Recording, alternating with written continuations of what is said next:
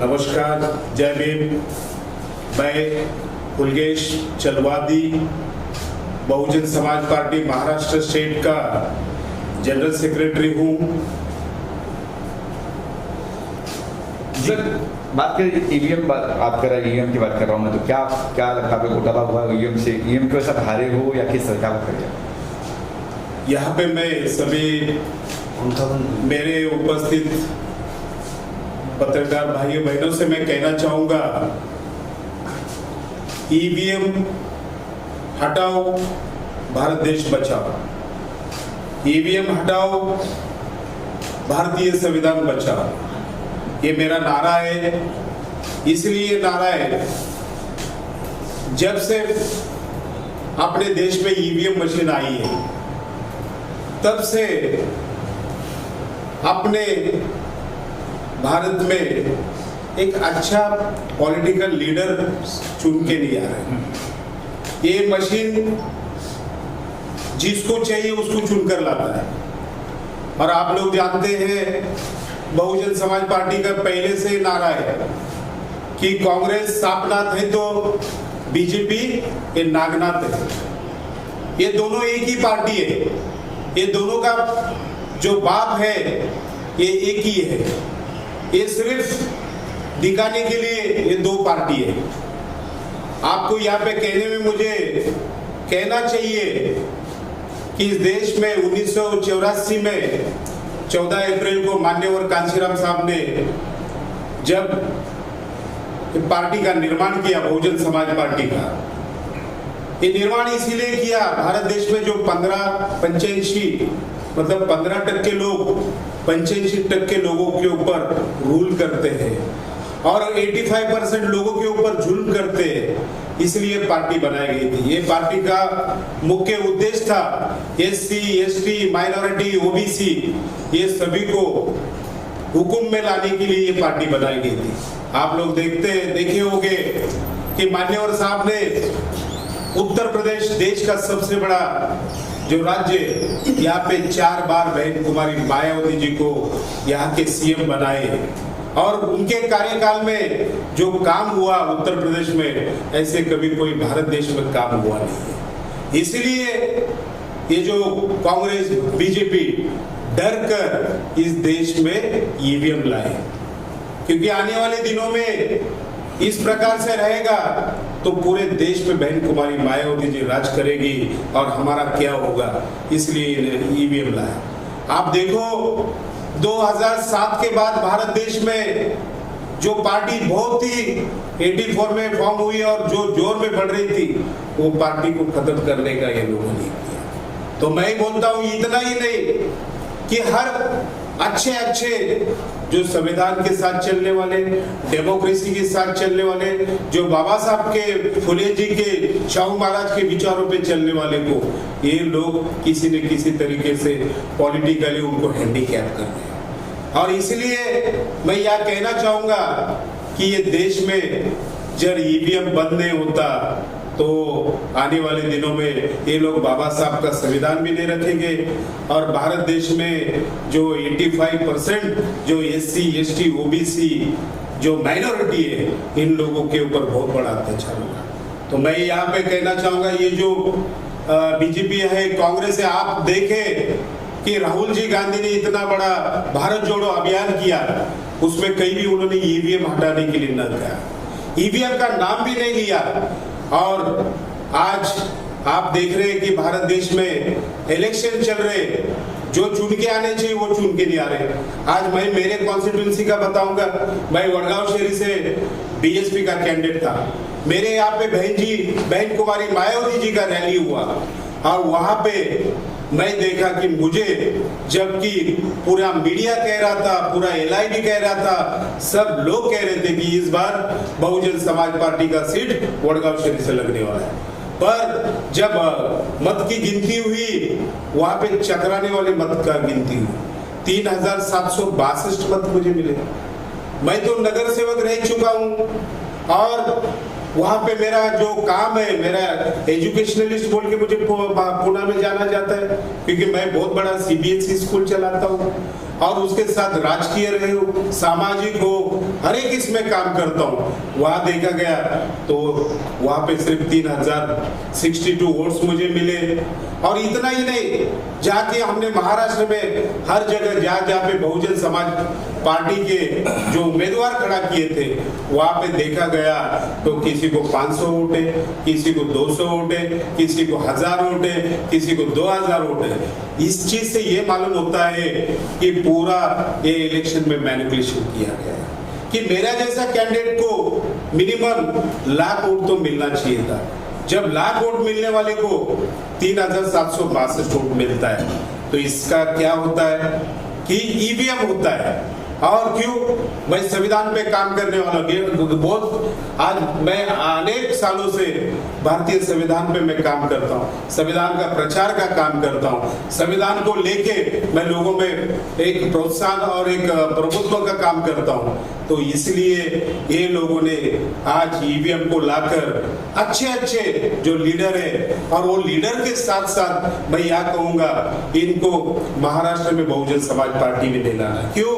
कि शाहू फुले की जो भूमि है वो महाराष्ट्र है। ये भूमि में कभी बहुजन समाज पार्टी अपना सीट लाएगी तो भारत देश में बहन कुमारी मायावती जी को यह देश के पंतप्रधान बनने में टाइम नहीं लगेगा, इसलिए ये कर रहे हैं। तो मैं सभी से अपील करता हूं, देशवासियों से, मेरे महाराष्ट्र के वासियों से और मेरे पुणे वाले से, कि आने वाले दिनों में हम लोग ईवीएम हटाने के लिए हम सब घर के बाहर नहीं निकलते तो ये ईवीएम हमें खत्म करेगा। आप देखते हैं अमेरिकी देश ये ईवीएम इस्तेमाल नहीं करते, तो जब इतने एडवांस कंट्रीज ईवीएम इस्तेमाल नहीं करते तो हमें करना चाहिए क्या? और आज हम चुप रहेंगे तो आने वाले दिनों में हमें चुप किया जाएगा। आज देखते आप ये ईवीएम का आवाज उठाने की सबने शुरुआत किया, तो उसमें आप देखिए परभनी में जाके बाबा साहब अम्बेडकर के संविधान के साथ उनके स्टैचू के पास छेड़छाड़ किया। वो छेड़छाड़ में आवाज उठाने वाले सोमनाथ सूर्यवंशी को मर्डर किया गया, पर आज तक उसके ऊपर कुछ भी नहीं हुआ। आप देखते अमित शाह जी ने बाबा साहब अम्बेडकर जो संविधान निर्माता है उनके खिलाफ जो बात किया वो इतना निंदनीय था, जिसके लिए बहन कुमारी मायावती जी ने पूरे देश में 24 दिसंबर को पूरे देश में आंदोलन किया। और आज ये कहूंगा, जो आदमी बाबा साहब को तो सारे लोग भगवान मानते, जिन्होंने वन मैन वन वैल्यू ये करके दिखाया। आज एक सामान्य आदमी होगा और राष्ट्रपति होगा इस देश में, जब अपना राजा बनाने निकलते तो उनको समाना नहीं करता। ऐसे डॉक्टर बाबा साहब के बारे में बोलते, और उतने बोल के आप देखें तो ये 17 तारीख को बोला, 18 तारीख को आपने देखा बॉम्बे में जो गेटवे से जो ये गारापुरी को जाने वाली बोट थी जिसमें बहुत सारे लोग थे, उसको भी मिलिट्री के बोट ने उड़ाया, क्योंकि मिलिट्री का बोट उड़ाएगा किसी को भरोसा नहीं लग सकता, क्योंकि इतने ट्रेंड होते। तो ऐसे किस्से देश में घट रहे, आपने देखा है पुलवामा भी हो चुका है, ऐसे बहुत सारे किस्से। तो मैं सभी से अपील करूंगा, आने वाले दिनों में आप ही नहीं, हम ही नहीं, सारा लोग मिलके रास्ते में निकलते, घर से बाहर निकलते और भारत बचाओ, ईवीएम हटाओ, संविधान बचाओ, ईवीएम हटाओ, ये नारा लेकर हम सब काम करेंगे। इतना ही मैं कहता हूँ। सर, सुना हमने कि आप कोर्ट भी जाना थे, कोर्ट सर अभी कोर्ट में आपने देखा है कि उन्होंने इलेक्शन के नॉर्म्स में बहुत सारा रेक्टिफिकेशन किया है, और कोर्ट जाके न्याय तो मिलने वाला नहीं, पर हम कोर्ट का भी रास्ता रखेंगे। पर जब तक सारे जनता रास्ते पे नहीं उतरते तो ईवीएम हटाना मुश्किल है। और आपको ये भी कहूंगा, बहन कुमारी मायावती जी इस ईवीएम के खिलाफ कोर्ट में चल रहा है, उन्होंने जो ये दाखिल किया है, और हम भी पुणे की तरफ से सभी उम्मीदवार मिलके हम भी इसमें कोर्ट में जा रहे हैं। क्या ऐसा होता है? ईवीएम ही होता सब कुछ, तो फिर और जब यूज सरकार नहीं आई, कई जगह सरकार नहीं आई उनकी, वहां पे क्या होगा? सर देखिए, सर ये लोग बहुत शातिर लोग हैं। जहाँ छोटे प्रदेश होते हैं वहाँ पे कुछ वहाँ के पार्टीज को ये देते और जहाँ पे बड़ा स्टेट्स मिलते वहाँ पे वो छोड़ते नहीं सर, और वो भी इन्हीं के मैनिपुलेशन से बनता है सर। और ये कैसा, ये जब समझो वहाँ भी मैनिपुलेशन दिखाएंगे पूरा, तो देश में लोगों में इसका ये हो जाएगा, इसलिए ये लोग ये सब पॉलिटिकल ये कर रहे हैं सर।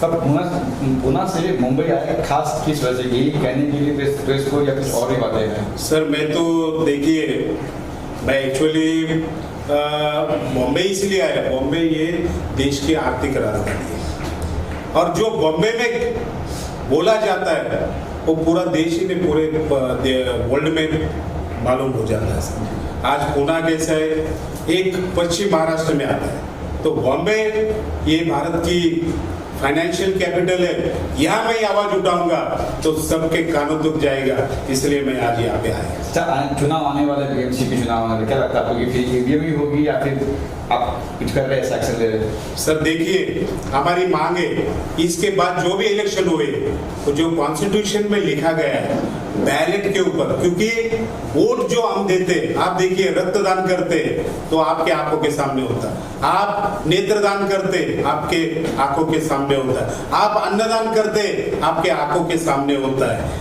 और जो भारत के कॉन्स्टिट्यूशन में डॉक्टर बाबा साहेब अम्बेडकर ने लिखा है वो बैलेट से वोटिंग होना चाहिए, हमने हमारे आंखों से देखना चाहिए, हमें फील होना चाहिए हमने इनको वोट दिया है, तो वो चीज ये ईवीएम में नहीं हो रहा है। और आप लोग जानते हैं कि इलेक्ट्रॉनिक का कोई भी माध्यम हो उसको मैनिपुलेट किया जाता है, तो ये मैनिपुलेशन के लिए इन लोगों ने लाया, इसलिए बंद होना चाहिए। सर ये भी सुना कि ईवीएम मशीन को कई लोग जांचते परखते हैं, मतलब करीबन 40-50 लोग जांचते हैं, उसके बाद ईवीएम आती है मार्केट में, या हमें वोट देने के लिए। सर फिर से कहीं क्या मैंने सुना है कि ईवीएम मशीन को 40 से 50 लोग जांचते हैं, जांच करते हैं उसका सही है कि नहीं है, गलत है कि नहीं है, उसके बाद ये आती है वहाँ पे जहाँ पे वोट देना है। ठीक है सर, देखिए भारत देश में कि हर चीज को कंट्रोल करने के लिए उसके डिपार्टमेंट्स बने हुए सर। देखो ड्रग के लिए भी, जो ड्रग बोलते हैं हम मेडिसिन बोलते हैं, उसको चेक करने के लिए भी कोई यंत्रण है, और आप बोलते खाना जो रहता है फूड ग्रेन्स रहते हैं जो ये रहते हैं उसके लिए भी चेक करने के लिए होता है, होटल्स होते हैं होटल के ऊपर भी होता है। पर आप देखिए ईवीएम को जांच करने के लिए कोई अपने इधर यंत्र नहीं है भारत देश में, और ये क्यों नहीं है, ईवीएम उन्हीं के पास है और वो किसी से चेक करवाने नहीं चाहते। आज देखिए कि ईवीएम इस बार जो यूटिलाइज महाराष्ट्र में किया गया, ये गुजरात की कंपनी ने निर्माण किया। तो गुजरात की कंपनी के बारे में मैं बोलना तो नहीं चाहता हूँ, सारी दुनिया को पता है क्या गुजरात कर रहा है और गुजरात में क्या क्या हो रहा है, ये तो आप सभी जानते हैं और पूरा भारतवासी जानते हैं। लास्ट में क्या मांगे क्या करता है? सर हमारी मांग है जो इंडियन कॉन्स्टिट्यूशन में जो डॉक्टर बाबा साहब अम्बेडकर ने जो बैलेट पे वोटिंग होना चाहिए, बैलेट बॉक्स में नहीं सर, बैलेट जो हम हमारे आंखों से देख के सिक्का मारेंगे ऐसा मतदान होना चाहिए। उसी टाइम हर भारतीय को लगेगा ये मैंने वोट दिया है, ये इनको मैंने क्रिएट किया। आज आप देखते हैं जो आमदार, जो खासदार, जो नगर सेवक जो ईवीएम से बने हुए वो उनको ना पब्लिक जानती थी, ना कभी उन्होंने पब्लिक को अपना समझा है, ना पब्लिक का काम किया है। सर आप देख रहे हैं आज कि ईवीएम से बने हुए ये जो भी नगर सेवक आमदार खासदार है उन्होंने कि देश का काम किया कि खुद की संपत्ति बढ़ाई, इसके ऊपर आप देखिए भविष्य में आंदोलन करने वाले बस ईवीएम को लेकर। सर अभी देखिए हम लोग, ये तो आज का मेरा शुरुआत है, मैं आज के बाद हर दिन एक ही काम करूंगा सर, मेरे पार्टी के लोगों को लेकर, जो हारे हुए उम्मीदवारों को लेकर। और सर मैं अकेला बहुजन समाज इसमें पीड़ित नहीं हूँ, बहुत सारे पार्टी भी पीड़ित है, बहुत सारे पार्टी भी पीड़ित है और बहुत सारे इंडिपेंडेंट कैंडिडेट भी पीड़ित है। तो हम सबको लेके ये लड़ाई लड़ेंगे और मुझे भरोसा है कि ये देश में लोग जब अन्याय होता है तो घर से बाहर निकलकर न्याय लेता है और वो जरूर होगा। सर अभी आपने बोला कि मैं नगर सेवक रह चुका हूँ, आप नगर सेवक रह चुके हैं, आपके जीतने का कारण क्या था? और जब चुनाव हुआ था तो वैलेट पे हुआ था कि ईवीएम पे हुआ था? देखिए सर, मैं 2002 में पुणे से कलश दानोरी ये प्रभाग से मैं नगर सेवक था। उस वक्त जो वोटिंग हुआ था वो बैलेट से हुआ था सर। तो उसके बाद से जितने बार जो ये ईवीएम मशीन से हुआ उतने बार मैं हारा हूं सर। और जनता मेरे साथ है और रोज मेरे यहाँ मिलने के लिए, मेरे से काम करवाने के लिए मिनिमम मेरे ऑफिस के बाहर पूरी गर्दी लगी होती है, पर वोट कहाँ जाता है यही मुझे नहीं पता सर। ईवीएम में भी बटन दबाने पर आता है कि किस पार्टी को, किस चिन्ह को आपने वोट दिया।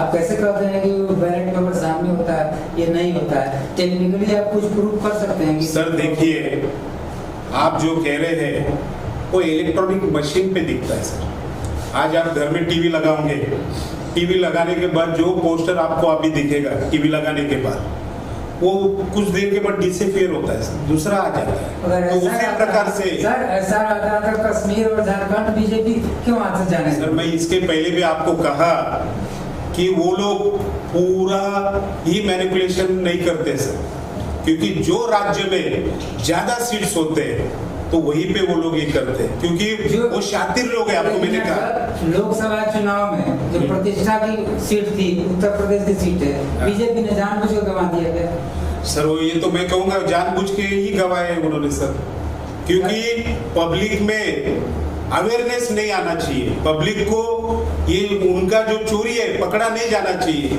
इसलिए ये मैनिपुलेशन करते हैं सर। लेकिन ये एलिगेशन एक बार भी किसी ने साबित नहीं किया कि जो ये ईवीएम मशीन है उसके चलते ये सब हो रहा है। कंप्लेन तो बहुत से आया है, लेकिन एक बार नहीं प्रूफ हुआ। टेक्निकल एक्सपर्ट्स जो है उन्होंने कहा कि ये संभव ही नहीं है। आप बोलते हैं जिसको जांच करने की कोई मशीन नहीं है, तो जब ईवीएम मशीन जांच करने की मशीन नहीं है, कोई एक्सपर्ट नहीं है, तो उसमें फ्रॉड करने की मशीन एक्सपर्ट कहाँ से आ गए? सर देखिए, जिन्होंने आज तक इसको साबित करने का कोशिश किया वो लोग आज तक किसी को मिल नहीं रहे। जिसकी लाठी उसकी भैंस, इस प्रकार से आज पहले कांग्रेस की सरकार थी तो उनकी लाठी और उनकी भैंस कहाँ चलेगी? सर मैंने तो आपको क्या बोला, उनकी भैंस को किसने भगा दिया? सर देखिए, मैं आपको कहा इसके पहले दोनों भी एक है, दोनों भी एक है। मैंने बोला आप बोलते हैं कि गुजरात की सरकार है, गुजरात के जो है आप अडानी बंद कर रहे हैं क्लियरली बात, तो अडानी की जो कंपनी है कई कांग्रेस शासित प्रदेशों में भी तो अपना काम कर रही है, तो वहाँ के लिए कोई कुछ नहीं बोलता। सर देखिए, मैं बोला ना सर कि आज जो सरकार चल रहा है ये अडानी और अंबानी जी का सरकार है सर। और मैं आपको ये भी बोला कि पहले भी जब चल रहा था हम लोग कहते कि कांग्रेस को सांपनाथ कहते और बीजेपी को नागनाथ कहते, कि ये दोनों का मैनिफेस्टो एक है। सर यूपी में उसी नागनाथ के भरोसे आपकी मायावती बहन ने 2 बार सरकार बनाई थी। सर ये तो आरोप है सर, आरोप है कि आरोप है सर। देखिए सरकार उनके समर्थन से बनी है, आरोप नहीं। सरकार जब बनी है, देखो सर कि सुनिए 2.5 वर्ष का था, जब मायावती जी का 2.5 वर्ष पूरा होगा उन्होंने विड्रॉ कर दिया कि नहीं हम नहीं आपको समर्थन देंगे। देखिए सर, ये बात है बहन जी की बात, दोनों पक्ष को साथ में लेकर एलिगेशन लगाइए ना। सर देखिए, मैं तो सीधा ही कहता हूँ, कांग्रेस सांपनाथ और बीजेपी नागनाथ। और आपको ये भी कहा है कि ये दोनों एक ही बाप के बच्चे, और वो ठीक है, वो आपका अधिकार है, जो कहिए बाप के दादा को कहिए, वो उससे हम लोगों का कोई अधिकार नहीं बोलने का। जहाँ उनका गढ़ है, जहाँ जो है बसपा की स्थापना हुई, वहाँ तो उनका आधार खिसक रहा है, तो वहाँ तो कुछ नहीं हो रहा है। यहाँ जब खाता ही नहीं खुला है, तो इसमें आप बोल रहे हैं कि ये हुआ वो हुआ, तो आपके जो एलिगेशन है उसका कोई आधार बनता है क्या? मैं इतना ही कहूँगा सर, आप जो बोल रहे थे भाजपा के, सर हम आप ही के पक्ष नहीं बोल रहा हूँ सर, सुनिए ना। नहीं हम ये ऐसा इसलिए बोल रहे हैं ताकि हम पर कोई ये ब्लेम नहीं करे कि आप पक्षपात को रिपोर्ट लिख रहे हैं या बोल रहे हैं। हम क्रिटिसाइज इसलिए आपका कर रहे हैं ताकि सही बात आप समझ सकें। आप अपनी पार्टी के लिए, मायावती जी के लिए समर्पित है, बात अलग है, लेकिन जो फैक्चुअल जो तथ्य बात है उसको देखकर आप बात कीजिए ना। सर मैं इतना ही कहूंगा, आपका सवाल का जवाब बैलेट से मतदान हो गया है, यूपी में दिखेगा कि किसकी सरकार आती है। तो इसलिए हमारी मांग है कि बैलेट से होना चाहिए। ठीक है, देखिए ये मांग करना अलग चीज है कि बैलेट से कीजिए, आप इसके लिए आप आंदोलन चलाइए या निवेदन कीजिए, लेकिन ये ईवीएम जो है ये फ्रॉड है, ये आपका कभी प्रूफ होने वाला नहीं है। अंत में आप ही सरेंडर मांगेंगे। सर मैं तो आपको यही बोला कि जिसकी लाठी उसकी भैंस। नहीं ये तो सिर्फ बीजेपी को थोड़े लागू सर बांग्लादेश के जो हालात हैं क्या चाहते हो आप इंडिया में? नहीं देखिए सर, मैं आज सिर्फ ईवीएम के बारे में बात करने आया हूँ और मनमोहन सिंह जी को मैं श्रद्धांजलि अर्पित करने आया हूँ। अमित शाह जी ने जो बाबा साहब के किया था उसके बारे में मैं निषेध करने आया हूँ। सर लेकिन बांग्लादेश में जो हो रहा है वो भी तो देश का ही मुद्दा है और मुझे लगता है उस पर ज्यादा सवाल उठना चाहिए। सर देखिए वो बात पे मैं कह सकता हूँ, बट कैसा है मेरे को कुछ लिमिटेशंस है कि ऊपर के पॉलिटिक्स के हमारे बड़े नेता बात करें ये ठीक रहेगा। सर टीचर भी है, फिल्म एक्टर भी रहा, फिल्म में कमाई किया। जी सर। क्या कुछ प्लान है? मुंबई आए हो तो बॉलीवुड भी यहाँ पे है। सर है हमारे पीके सोलंकी जी हमें कुछ डबिंग के लिए भी करने के बोले थे। मैं उनको पहले बोला जब तक ईवीएम का मेरा संघर्ष नहीं होता मैं आपका फिल्म का काम बाद में करूंगा, पहला ईवीएम से करूंगा। तो उनके एक्टिंग